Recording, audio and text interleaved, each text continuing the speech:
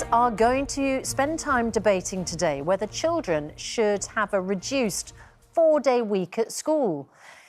No, kids, that isn't actually going to happen immediately, just in case. But I'm not going in. She said on the news I was going to have Friday off. It comes after a petition hit more than 150,000 signatures saying a 4-day week could help pupils with stress. But critics say it could also create a childcare crisis. So is it time to rethink the school schedule? Here's what some of you thought about it. I mean, we all work a 5-day week. Well, majority of people do. So how are you supposed to manage your children for that extra day? I think you'll be maybe taking away stress from children and adding it onto the parents instead. I do think they would benefit from having a 4-day week. That's my opinion. That's regarding, like, my children are very, very tired. I think it's a good thing because the children will have more time to rest, and resting brings recreation for them as well. I don't agree with a 4-day week, 5-day week. More learning, the better. Quite right. More learning. But what about a 6 or 7-day week? Joined now by Marvin Harrison, dad of 2, who hosts a parenthood podcast, and also Gifty Enright, parenting expert, author and mother of 2. Thank you both for joining us. Thank you. Marvin, are you in favour of a 4-day week? Absolutely. I think it's such a brilliant idea, and it's so important to really consider what our children are actually asking for. And if you look at the statistics, it says that I think 1 in 6 children or young people have said that they actually need the break. They're actually having mental health challenges. We've really got to consider and listen to young people and not just, as adults, create a world just for us and ignore what their needs are. So you're saying it's a good idea because kids then get more rest, which makes them function better than at school. That's a good argument, isn't it? No. Oh. That's not a good argument at all. So school serves 3 functions. So it's not just the educational aspect of things. There's also the kids have their social life there. And there are mums and dads up and down the country this morning with one eye on their kids, feeding them the cornflakes and breaking out in hives at the thought of a 4-day week for the kids. I mean, this is just really, like the interview said, transferring the stress from the kids onto the parents. Is that because having your children at home for 3 days is too much for any parent in term time? Or is that because a lot of parents, and I know teachers get a bit cross about when I say this, but a lot of parents, of course, need the childcare that's provided in schools so that they can work a normal 5-day a week, working week. Yeah, so it's not just the childcare. So they're there for the educational side as well. But these kids, because there is this talk about the kids are stressed out and all the rest of it, but if we go to a 4-day week, they will have to have longer days. So nobody's actually talking about the longer days and the stress is going to have on their kids and their mental health. So you don't want to have stressed out parents, stressed out kids, and they're also the underprivileged who need the warmth and security that you get at school and the structure. So parents are stressed out. Teachers give them the 4-day week, but let's not conflate the 2 issues. 4-day week for teachers, and the issue we have is actually of funding for the teachers.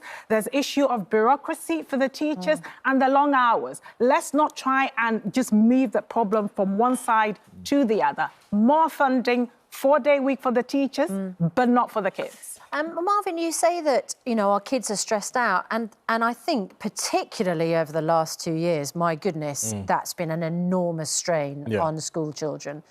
But if you reduce the number of learning days they have, isn't that actually going to increase the pressure on them? No, because I think education has changed significantly. And sometimes we still kind of go back to when education was designed over 100 years ago. We've moved on so much from there. The way that your route to success or to creating a career is completely different. The internet has democratized information in such a way and created whole new different types of industries and ways that we can become successful. So this idea that I have to learn all of these 10 different subjects, then narrow it down, is a yesteryear. And I think when our young people now are like, they want to become influencers, they want to become different things because they can see the balance between your mental health, your wellness, how many hours you put in, and the rewards that you get out of it. I'm not sure becoming an influencer helps Absolutely, your mental health in all I think scenarios. it's like when we look at why they want to become influencer, because they look at traditional types of employment and they don't see themselves in it. Also, if you're a neurodiverse child or you have a different way of learning, you're not seen and heard in the education system as it stands. So the extra time available away to do different things things and working a different way can be very, very valuable. Gifty, there are places, a number of states and districts in America which sort of serve as a research model for this.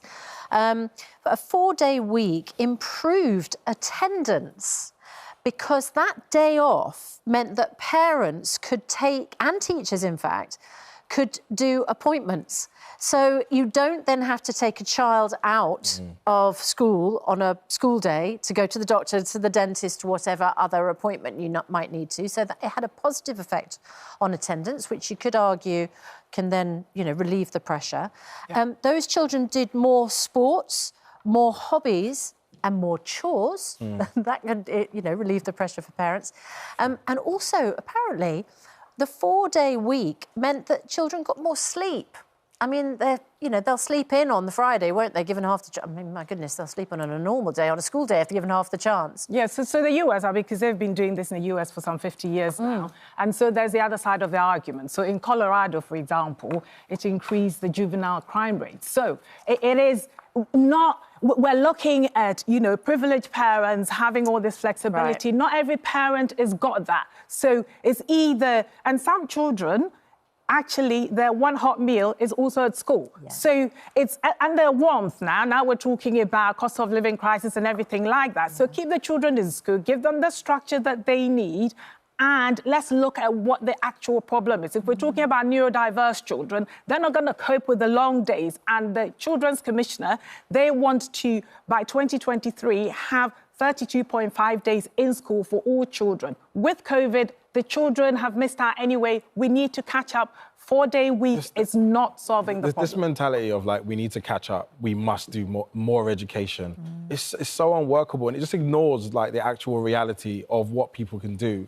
And I think we built ourselves to feel like we must continue to do this really long week, super intense, fill up every hour that we have with more academia, more work. And that's just not the case. The reality is space and time to actually reflect, recharge, makes us much better individuals. Yeah. And I think you can't falsely correlate things like crime to the fact that they're taking time off of school. It's really important that we listen to what children are saying. You'd hope, I mean, Marvin, that sort of presupposes that Friday would be, if it was a Friday, would be used for something really constructive and positive and, that they're doing their hobbies.